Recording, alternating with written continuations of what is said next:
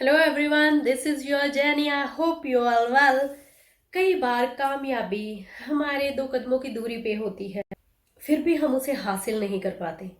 ऐसा क्यों हो जाता है? अक्सर कई बार हम लोग चाहते बहुत कुछ है अपनी जिंदगी से, हमें पता होता है कि हमें वो कैपेबिलिटी है भी कि हम उस चीज को हासिल कर सकते हैं, मगर हम वो कर नहीं पाते। बहुत सारी चीजें हमें पीछे की ओर धकेल देती हैं, मगर ऐसा क्यों होता है? और ऐसी ही एक कहानी के साथ आज मैं शुरुआत करने वाली हूँ इस वीडियो की।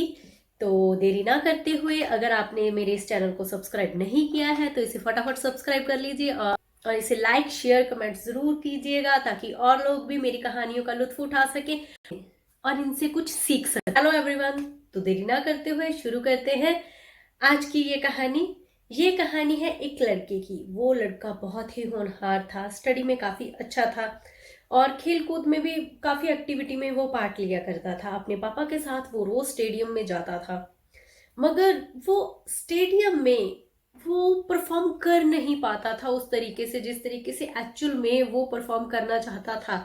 ऐसे ही बहुत टाइम निकल गया, महीने निकल गए, 6 महीने निकल गए, साल निकल गए, तो मतलब कि उसका कुछ भी इम्प्रूवमेंट ज्यादा हो नहीं रही थी। वो सिर्फ एज इट इज जाता था, पिच पे जाके खेलता था और वापस आ जाता था। सभी बार अच्छा नहीं होता था तो आगे उदास होके अपने पापा के पास बैठ जाता था।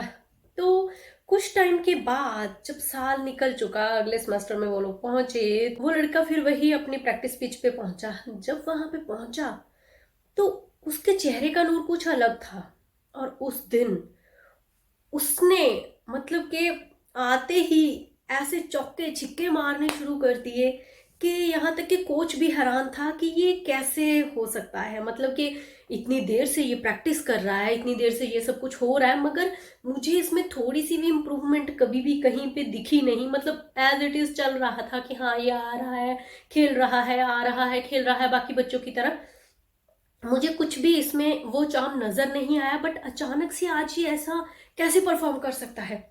जब उसने मैच पूरा खत्म किया तो ऐसे ही सब लोग इकट्ठे हो गए और कोच ने जाके उससे पूछा कि वाओ, आज तुमने वाकई में रिकॉर्ड तोड़ दिया है, अब बताओ तुम्हारी इस जीत की वजह क्या है। तो उसने कुछ नहीं कहा और वो वैसे आसमान की तरफ देखने लगा और अपने सर की तरफ देखने लगा, कोच की तरफ। तो उसने आराम से बड़े ही प्यार से बोला, कहता कि मेरे पापा मैच देखने आए थे, तो इसलिए मैं चाहता था कि मैं परफॉर्म अच्छे से करूं ताकि उन्हें मुझ पे गर्व हो। तो ये बात सुन के कोच को थोड़ा सा अजीब महसूस हुआ। उसने बोला कि तेरे पापा हमेशा तेरे साथ आते हैं और तब तो तू ऐसा परफॉर्म करता ही नहीं है, और सबसे बड़ी बात ये है कि आज तो तेरे पापा आए ही नहीं है, तो फिर तू ऐसे परफॉर्म कैसे कर सकता है। बच्चे ने आसमान की तरफ देखा और कहा कि सही कहा सर, एक्चुअली मेरे पापा को दिखाई नहीं देता, वो अंधे हैं, मगर वो फिर भी मेरे लिए मेरे साथ यहाँ पे आते थे स्टेडियम में ताकि वो मुझे प्रैक्टिस करते हुए देख पाए। और मुझे पता था कि वो मुझे नहीं देख सकते, मगर कल उनकी डेथ हो चुकी है और वो अब ऊपर आसमान में जा चुके हैं और मुझे लगता है कि शायद ऊपर से वो मुझे देख पा रहे होंगे। हाँ, मुझे खुद मतलब ये स्टोरी सुनाते हुए मेरे रोंगटे खड़े हो गए हैं, मेरी आंखों में पानी आ गया। मतलब कि कैसे हम किसी चीज के साथ इतना अटैच हो सकते हैं। आखिर उसकी जीत की वजह क्या थी, मकसद? जब तक उसके पापा को नजर नहीं आता तब उसे पता था कि उसके अंदर वो पैशन है कि वो खेल सकता है, मगर उसे ऐसा था कि मुझे कौन सा किसी ने देखना है, मुझे कौन सा किसी ने कुछ मतलब शाबाशी देनी है, या मेरे लिए कोई भी नहीं है। तो वो मतलब ऐसे एज इट इज खेल रहा था। जब उसे पता चला कि हाँ अब कोई उसे देखेगा ऊपर से, तो यही होता है हमारी जिंदगी के साथ भी, ऐसा ही होता है। कई बार हम लोग भी बहुत कुछ करना चाहते हैं, मगर हम लोग इसलिए नहीं कर पा रहे हैं क्योंकि हम सिर्फ सोच रहे हैं कि हमें वो करना है, वो हमें चाहिए, मगर हमें वो क्यों चाहिए। और कई बार ना कुछ ऐसी चीजें होती हैं जैसे हम चाहते हैं कि कोई हमारे लिए ताली बजाए, जब हम लोग खुश हों तो कोई हमारे पास खड़ा हो, कोई खास जो मतलब कि जो सबसे ज्यादा खुश हो। शायद किसी की खुशी के लिए हम वो काम कर जाते हैं जो हम खुद की खुशी के लिए कभी नहीं कर पाते। क्या आपके साथ ऐसा कभी हुआ है? अगर ऐसा हुआ है तो अपने कमेंट मुझे कमेंट करके जरूर बताइएगा। और अगर ऐसा नहीं हुआ है तो अपना मकसद जरूर ढूंढिए कि आखिर ऐसी कौन सी वजह है। वो वजह कोई इंसान हो सकता है, वो वजह कोई चीज हो सकती है, वो वजह कोई फीलिंग हो सकती है, वो वजह कोई आपका अपना हो सकता है, वो वजह कोई सामान हो सकता है, कोई चीज हो सकता है, वो वजह कुछ भी हो सकती है।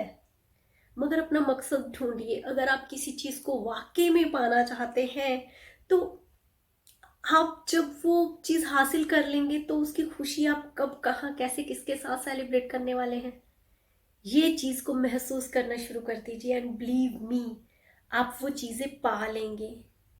अगर आप इस चीज को लेके कंफ्यूज हैं कि ऐसे कैसे हम वो चीज पा लेंगे या हम लोग ऐसी खुशी को महसूस नहीं कर सकते, तो मैं आपको जरूर बताना चाहूंगी कि जब हम लोग बहुत छोटे छोटे थे कि तब हमारे पापा और मम्मी अक्सर बोला करते थे कि हाँ, अगर तूने यहाँ पे 70% या 80% मार्क्स लेके आए तो मैं तुझे साइकिल दिला दूंगी और जहाँ तुझे ये मिल जाएगा। तो हम लोग तब भी एक्साइटेड हो जाते थे। मतलब अभी हमने एग्जाम भी नहीं दिए हैं, अभी हम जस्ट तैयारी कर रहे हैं, एग्जाम आने वाला है, तो हम लोग पहले इतने खुश हो जाते हैं जैसे कि वो चीज़ मिल गई, क्योंकि हमें पता होता है कि वो चीज़ हमें हमारे घर वाले दे देंगे अगर हमने ये लेवल क्रॉस कर लिया तो।